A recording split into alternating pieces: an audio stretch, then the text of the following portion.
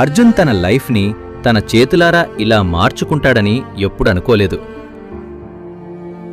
అందంగా కనిపించే ఈ అమ్మాయే తన లైఫ్లో తనకి ఎంతో ఇష్టమైన బాక్సింగ్ కెరియర్ని దూరం చేసింది. తన్ని పిచ్చోడిని చేసి ఇలా దేనికి పనికిరాకుండా చేసింది. అర్జున్ రోజు పొద్దున్నే లేచి తను చేసిన మోసం తట్టుకోలేక మందు తాగేవాడు.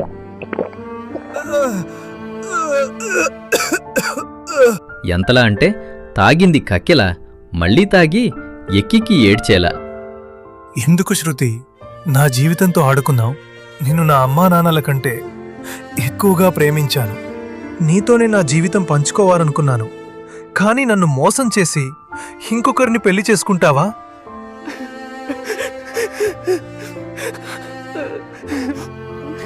ఈ విషయం తెలుసుకున్న అర్జున్ నాన్న శ్రీనివాస్ బెంగళూరు నుంచి హైదరాబాద్కి వస్తాడు. అర్జున్ వాళకం చూసి శ్రీనివాస్ గుండె తరుక్కుపోతుంది. అర్జున్, ఏంట్రా ఇది? ఇలా అయ్యావేంటి?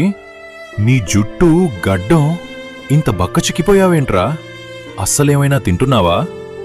ఈ మందు ఎప్పుడు అలవాటు చేసుకున్నావురా? మందే కాదు నాన్న, గంజాయి, డ్రగ్స్ అన్నీ తీసుకుంటున్నా కానీ నా మనసులో ఉన్న బాధ మాత్రం దూరం చేసుకోలేకపోతున్నా. అర్జున్ వాళ్ల అమ్మ సుమతి అర్జున్ని అలా చూసి తన నోటి మాట ఆగిపోతుంది. అర్జున్, ఇలా తయారయ్యావేంట్రా? ఒక తల్లిగా నిన్నిలా చూస్తూ నేను బ్రతకలేను నాన్నా. ఎలా ఉండేవాడివి, ఎలా అయ్యావురా? అమ్మా, నాన్న, నన్ను ఇలా ఒంటరిగా వదిలేయండి. నేనందరికీ కొన్ని రోజులు దూరంగా బ్రతుకుదామనుకుంటున్నాను. పిచ్చోడ్లా మాట్లాడుకురా. అసలేం జరిగింది? నువ్వెందుకిలా తయారయ్యావు? చెప్పు అర్జున్. అప్పుడు అర్జున్ ఎంతో బాధతో శ్రీనివాస్ సుమతితో ఇలా అంటాడు. నేను శృతి అనే ఆ అమ్మాయి ప్రేమించుకున్నాం నాన్న. ఇద్దరం కలిసే చదువుకున్నాం, తిన్నాం, తిరిగాం, ఒకే రూంలో ఉన్నాం. కానీ ఇన్ని రోజులు నన్ను, నా డబ్బుని వాడుకుని అమెరికా సంబంధం రాగానే వాడిని పెళ్లి చేసుకుని వెళ్ళిపోయింది నాన్న. అది విన్న సుమతి కొడుక్కి ధైర్యం చెప్తూ ఇలా అంటుంది. ఒరే అర్జున్, ఎందుకురా బాధపడుతున్నావు? నిజం చెప్పాలంటే నువ్వు సంతోషపడాలిరా. ఆ మాట విన్న అర్జున్ షాక్ అవుతాడు. ఏంటమ్మా నువ్వు ఇలా మాట్లాడతావు? సరేరా అర్జున్, కొద్దిసేపు ఆ అమ్మాయినే నువ్వు పెళ్లి చేసుకున్నావనుకుందాం. ఒకవేళ మీ పెళ్లి అయిన తర్వాత తనకి నీకంటే హ్యాండ్సంగా చదువుకున్న డబ్బు ఉన్న వ్యక్తి వస్తే తను నీతోనే ఉంటుంది అన్న గ్యారంటీ నువ్వివ్వగలవా? లేదు కదా. అలాంటి అమ్మాయి ముందే నీ జీవితంలో నుంచి వెళ్ళిపోయింది అని సంతోషపడాలి కాని ఇలా పిచ్చోడ్లా నీ జీవితం నాశనం చేసుకుంటావా? తల్లి సుమతి ఎంతో ప్రాక్టికల్గా మాట్లాడుతుంది. లైఫ్ చాలా చిన్నదిరా అర్జున్. ఇలాంటి చిన్న విషయాలకే నీ జీవితాన్ని షెడ్డుకు తీసుకెళ్తే ఎలా? పద, అలా బయటికెళ్దాం అని నాన్న శ్రీనివాస్ అర్జున్ని ఒక మెన్స్ పార్లర్కి తీసుకువెళ్తాడు. నా అబ్బాయికి మంచి హెయిర్ స్టైల్ చేయండి బాబూ. ఆ హెయిర్ స్టైల్, గడ్డం చాలా నీట్గా, డీసెంట్గా, ఒక క్లాసీ లుక్ కావాలి.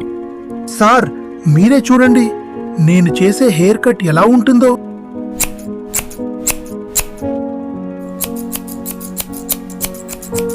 అలా ఆ హెయిర్ సెలూన్ అతను అర్జున్కి మంచి హెయిర్ కట్ చేసి వాళ్ళు తెచ్చిన కొత్త డ్రెస్ వెయ్యగా అర్జున్ ఎంతో హ్యాండ్సంగా కనిపిస్తాడు.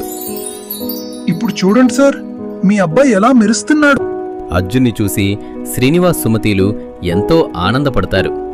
హేవండి, నా కొడుకు హీరోలా ఉన్నాడు చూడండి. అవును సుమతి, వీడు కదా అర్జున్ అంటే. పాత అర్జున్ని చూసినట్టే ఉంది. నా కొడుకు జెమ్ సుమతి. అలా శ్రీనివాస్ సుమతి సంతోషపడగా ఒక్కసారిగా అర్జున్ ఇలా అంటాడు. మీరు నా రూపాన్ని మార్చగలిగారేమో గాని నా లోపల గాయపడి ఉన్న అర్జున్ని మార్చలేరు నాన్న. ఐఎమ్ రియల్లీ సారీ అని బాధపడతాడు అర్జున్. ఆ మరుసటి రోజు శ్రీనివాస్ సుమతిలు ఇలా మాట్లాడుకుంటారు. ఇలా జరుగుతుందేంటి సుమతి? వాడికి నచ్చచెప్పి మారుద్దామనుకుంటే వాడింకా లోతుకు వెళ్తున్నాడే. మర్చిపోవడానికి వాడేమైనా చిన్న పిల్లోడా, లేక స్కూల్కి వెళ్తున్నాడా? ఇది ప్రేమ, వాడికి జరిగింది మోసం. టైం పడుతుందండి. అప్పుడు శ్రీనివాస్ ఆలోచించి సుమతితో ఇలా అంటాడు. సుమతి, నాకొక బ్రహ్మాండమైన ఆలోచన వచ్చింది. ఏంటండి? ఎప్పుడైనా ముళ్ళును ముళ్ళుతోనే తీయాలి. ఆ పక్క ఊర్లోనే శేఖర్ అనే వ్యవసాయదారుడు ఉండేవాడు. అతనికి ఒక్కతే కూతురు. తన పేరు ఆరాధ్య. తన భార్య ఆరాధ్య చిన్న వయసులోనే చనిపోతుంది. అప్పట్నుంచి ఆరాధ్యను కంటికి రెప్పలు చూసుకుంటాడు. ఎలాంటి కష్టం తెలియకుండా పెంచుతాడు. నాన్నా, నేను మా ఫ్రెండ్స్తో బయటకెళ్తాను నాన్నా. ఎప్పుడు ఇంట్లో ఉంటే నాకు చాలా బోర్ కొడుతుంది నాన్నా. అప్పుడు శేఖర్ ఆరాధ్యతో ఇలా అంటాడు. అమ్మా ఆరాధ్య, రోజులు బాగా లేవు తల్లి. ఏ ఫ్రెండ్ని నమ్మేలా లేరమ్మా. ఇంకొన్ని రోజులు ఆగు. నీకు పెళ్లి చేస్తే ఎంచక్క అల్లుడితోనే బయటికి వెళుదువుగాని. ఏంటి నాన్నా, నువ్వెప్పుడు పెళ్ళి పెళ్ళి అంటావు? నేను వెళ్ళిపోతే నిన్నెవరు చూసుకుంటారు చెప్పు? అప్పుడు నువ్వు ఒంటరివైపోతావు. సరే, చేస్తే చెయ్యి గాని ఇల్లరికం వచ్చే అబ్బాయితోనే నాకు పెళ్లి చేయి నాన్నా. అప్పుడు నేను నీతోనే ఉండొచ్చు. ఈ రోజుల్లో ఇల్లరికం ఎవరొస్తారమ్మా? ఇవన్నీ కాదు, అబ్బాయి మంచిగా చదువుకొని కొద్దిగా ఆస్తి ఉండి మంచి లక్షణాలు ఉంటే చాలమ్మా అని ఆరాధ్యతో అంటాడు శేఖర్. ఇకపోతే శ్రీనివాస్ సుమతిలు అర్జున్తో ఇలా అంటారు. నాన్న అర్జున్, మీ అమ్మ నేను నీ విషయంలో ఒక గట్టి నిర్ణయం తీసుకున్నాంరా. అవును అర్జున్, నువ్వు దానికి ఎట్టి పరిస్థితుల్లో సరే అనాలి. అవునా? ఏంటి ఆ నిర్ణయం? నీకు పెళ్లి చేసి నీ జీవితంలో మార్పు తీసుకొద్దామని అనుకుంటున్నాం. ఏంటి పిల్ల? ఒక అమ్మాయే నా జీవితం ఇలా చేసిందని మొత్తుకుంటే మళ్ళీ పెళ్లి చేసుకోమంటారేంటి? ఒరే పిచ్చోడా, ఒక అమ్మాయి చేసిన గాయాన్ని ఇంకో అమ్మాయే బాగు చేయగలదు. అర్జున్ తప్పించుకోవడానికి ఇలా అంటాడు. నాకు ఉద్యోగం కూడా లేదు కదా నాన్న. నన్ను ఎవరు చేసుకుంటారు? మనకే కోట్ల ఆస్తుంది, ఇక ఉద్యోగం అంటావా? పెళ్లి చేసుకున్నాక నీకు నచ్చిన ఏదో ఒక ఉద్యోగం చెయ్యి. లేకపోతే హాయిగా మన బిజినెస్లు చూసుకుందుగాని ముందు నువ్వు దీంట్లో నుంచి బయటపడడం నాకు ఇంపార్టెంట్ అర్జున్. నా మాట విని పెళ్లి చేసుకో అర్జున్, అన్నీ అవే సర్దుకుంటాయి. అలా ఇద్దరు అడగ్గానే అర్జున్ సరే అని ఒప్పుకుంటాడు. అలా శ్రీనివాస్ సుమతీరు సంబంధం కోసం వెతుకుతారు. ఈ విషయం తెలుసుకున్న పక్క ఊర్లో ఉన్న రమేష్ అనే పెళ్లిళ్ల బ్రోకర్ శేఖర్ వాళ్ళింటికి వెళ్తాడు. రమేష్ ఆ చుట్టుపక్కల ఊర్లల్లో అందరికీ సంబంధాలు చూస్తాడు. రావయ్యా రమేష్, ఏంటి ఇలా వచ్చావు? చూసి చాలా రోజులవుతోంది. ఇంకేముంటుంది నాన్న, ఖచ్చితంగా నాకు పెళ్లి సంబంధం చూసి ఉంటాడు. నమస్కారం శేఖర్ గారు. అమ్మాయికి మీరు మొన్న ఫోన్లో సంబంధం చూడమంటేను ఒక మంచి సంబంధం చూశానండి. వాళ్ళది మన పక్క ఊరే. చాలా ధనవంతులు. అమ్మ నాన్న బెంగళూరులో ఉంటారు, అబ్బాయి ఇక్కడే ఉంటాడు. అవునా? చాలా సంతోషం రమేష్. నువ్వు చెప్తున్నావంటే ఖచ్చితంగా మంచి సంబంధమే అయింటుంది. మీరు సరే అంటే వాళ్ళు రేపే పెళ్లి చూపులకు ఇంటికొస్తారు. శేఖర్ సరే అనడంతో శ్రీనివాస్ సుమతి అర్జున్లు ఆ మరుసటి రోజు ఉదయాన్నే శేఖర్ ఇంటికి వస్తారు. నమస్కారమండి, నా పేరు శేఖర్. నేను పొలాలు కౌలుకిచ్చి వ్యవసాయం చేయిస్తాను. నమస్కారమండి, నా పేరు శ్రీనివాస్. నేను బెంగళూరులో టెక్స్టైల్ బిజినెస్ చేస్తాను. నమస్కారమండి, నేను ఈయన భార్యను. నా పేరు సుమతి. నమస్కారమండి, నేను అర్జున్. ఇలా ముందే అడుగుతున్నాని ఏమీ అనుకోకండి. అబ్బాయికేమైనా మందు అలవాట్లు లాంటివేమైనా ఉన్నాయా? అలా సురేష్ అనగానే శ్రీనివాస్ తడబడుతూ ఇలా అంటాడు. అబే, మా అబ్బాయికి అలాంటి అలవాట్లు అస్సలు లేవండి. వాడు టీటోట్లర్. అవును, వాడికి ఆ స్మెల్ అంటేనే పడదు. అవునా? ఈ రోజుల్లో కూడా ఇలా ఉన్నారంటే మీ అబ్బాయి చాలా గుణవంతుడు. అమ్మా, ఎందుకమ్మా అబద్ధం ఆడుతున్నారు? నేను తాగకపోవడం ఏంటి? నాన్న, నువ్వు కూడా ఏంటి నాన్న? నేనిన్ని రోజుల నుంచి ఎలా తాగుతున్నానో చూస్తున్నావుగా, మరెందుకు నా నాన్న అబద్ధం ఆడుతున్నావు? ఒరే, గట్టిగా అరవకురా, ఆయనకి వినబడుతుంది. నాకు నీపైన నమ్మకం ఉందిరా. నువ్వు ఖచ్చితంగా ఈ చెడు అలవాట్లు మార్చుకుని మంచిగా వ్యవహరిస్తావు. ఏంటండి, ముగ్గురు ఏదో డీప్గా డిస్కషన్ చేసుకుంటున్నట్టున్నారు? అబ్బే, అదేం లేదండి. అవును, అబ్బాయి ఇప్పుడు ఏం చేస్తున్నాడండి? అప్పుడు శ్రీనివాస్ ఇలా అంటాడు. మాకు బెంగళూరులో textile and real estate businesses చాలా ఉన్నాయండి. కానీ మా అబ్బాయి సొంతంగా బయట జాబ్ తెచ్చుకుని బిగినర్గా వెళ్ళి ఒక కంపెనీ స్టార్ట్ చేయాలన్నదే మా అబ్బాయి డ్రీమ్. మీకు ఇన్ని బిజినెస్లున్నా, ఎంతో ఆస్తి ఉన్నా, అబ్బాయికంటూ ఒక లక్ష్యం పెట్టుకొని ముందుకు నడవటం అనేది చాలా గొప్ప విషయం అండి అని అంటాడు శేఖర్. ఒక్కసారి అమ్మాయిని రమ్మనండి. అమ్మా ఆరాధ్య, అందరికి టీ తీసుకుని రామ్మా. టీ కాఫీలేమోదండి, అమ్మాయిని పిలవండి. లోపల్నుంచి సిగ్గుపడుతూ ఆరాధ్య హాల్లోకి వస్తుంది. ఆరాధ్య చూడడానికి చక్కగా ఉండడంతో శ్రీనివాస్, సుమతిలకు బాగా నచ్చుతుంది. ఒరే అర్జున్, ఆ అమ్మాయి చూడురా, ఎంత లక్షణంగా ఉందో. ఒకే చెప్పి. నువ్వు ఆగోమ్మా, నేను ఆ అమ్మాయితో పర్సనల్గా మాట్లాడాలి. అప్పుడు అర్జున్ వెంటనే ఇలా అంటాడు. అంకుల్ గారు, మీరేమనుకోకపోతే నేను అమ్మాయితో పర్సనల్గా మాట్లాడొచ్చా? అని అర్జున్ నిర్మహమాటంగా శేఖర్ని అడుగుతాడు. అలాగే బాబూ, మాట్లాడుకోండి. అమ్మ ఆరాధ్య, అబ్బాయిని లోపల గదికి తీసుకెళ్ళు. అలా వాళ్ళిద్దరూ లోపల గదికి వెళ్తారు. అప్పుడు ఆరాధ్య మనసు విప్పి ఇలా అడుగుతుంది. నేనిప్పటి వరకు ఎవరికీ ఇలా చెప్పలేదండి. మీరు నిజంగా నాకు బాగా నచ్చారండి. అప్పుడు అర్జున్ ఆరాధ్యతో ఇలా అంటాడు. నాకు ఈ పెళ్లి ఇష్టం లేదండి. నేనొక అమ్మాయిని ప్రేమించి మోసపోయాను. మా అమ్మా నాన్న చెప్పింది అబద్ధం. నేను పచ్చి తాగుబోతుని. మీరు మీ నాన్నతో నేను నచ్చలేదు అని చెప్పండి. నేను మీరు నచ్చలేదు అంటే మా అమ్మా నాన్న ఊరుకునేలా లేరు. ఎందుకంటే మీరు నిజంగా బాగున్నారు. మీకు నేను వంకపెట్టలేను. అలా అని అర్జున్ హాల్లోకి వస్తాడు. రే అర్జున్, లోపలికి వెళ్ళి ఏం మాట్లాడవురా? అవి అన్నీ పర్సనల్ థింగ్స్ అమ్మా, మీకు చెప్పకూడదు. పర్సనల్ థింగ్సా? సరే గాని అమ్మాయి నీకు నచ్చింది అర్జున్? అమ్మాయి నాకు నచ్చింది నాన్నా. ముందు తనకి నేను నచ్చానో లేదో అడగండి. అంకుల్ గారు, నాకు అమ్మాయి నచ్చిందండి. తనకిష్టమైతే రూపాయి కట్నం కూడా తీసుకోకుండా తన్ని పెళ్లి చేసుకుంటాను అని ఎంతో కాన్ఫిడెంట్గా అంటాడు అర్జున్. అప్పుడు శేఖర్ ఆరాధ్యతో ఇలా అడుగుతాడు. అమ్మా ఆరాధ్య, అబ్బాయి నీకు నచ్చారా తల్లి?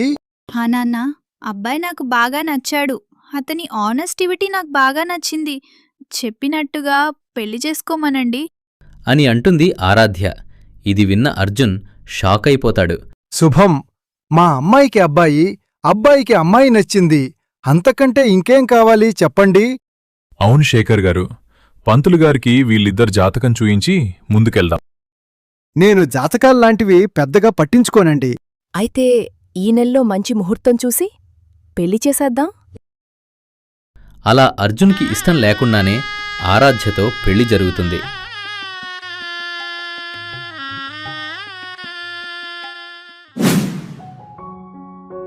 అది అర్జున్ ఫస్ట్ నైట్.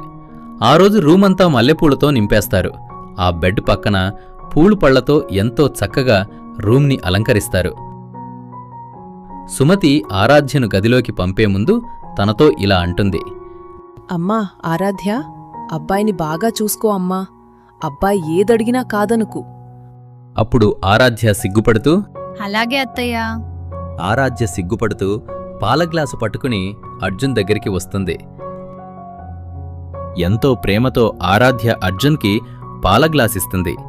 ఏవండి, పాలు తీసుకోండి. అప్పుడు అర్జున్ ఇలా అంటాడు. ఛీ, నీకు నేను చెప్పానుగా నాకీ పెళ్లి అంటే ఇష్టం లేదని. అయినా ఎందుకు నేను నచ్చారని చెప్పావు? ఆరాధ్య తెచ్చిన పాల గ్లాసును కింద పడేస్తాడు. ఆరాధ్యకి ఒక్క క్షణం ఏమీ అర్థం కాదు. ఏంటండి మీరు మాట్లాడేది? అంటే నేనంటే ఇష్టం లేందే నాకు తాళి కట్టావా? నీకు నేను అప్పుడే చెప్పానుగా నన్ను ఒక అమ్మాయి మోసం చేసిందని. నేను ఆ అమ్మాయిని మర్చిపోలేకపోతున్నాను. నన్ను ఆ ఆలోచన నుంచి దూరం చెయ్యాలనే నాకీ పెళ్లి చేశారు. అయినా తనకు నీకు ఎలాంటి పోలిక లేదు. నిన్ను నేను నా భార్యగా ఊహించలేను అని కోపంతో అక్కడ్నుంచి వెళ్ళిపోతాడు అర్జున్. అది విన్న ఆరాధ్య తట్టుకోలేక కంట నీరు పెట్టుకుంటుంది. అర్జున్ పక్క రూంకి వెళ్తాడు. అక్కడున్న సోఫా పైన పడుకుంటాడు. అలా ఆ రాత్రి ఎంతో విషాదంగా గడిచిపోతుంది.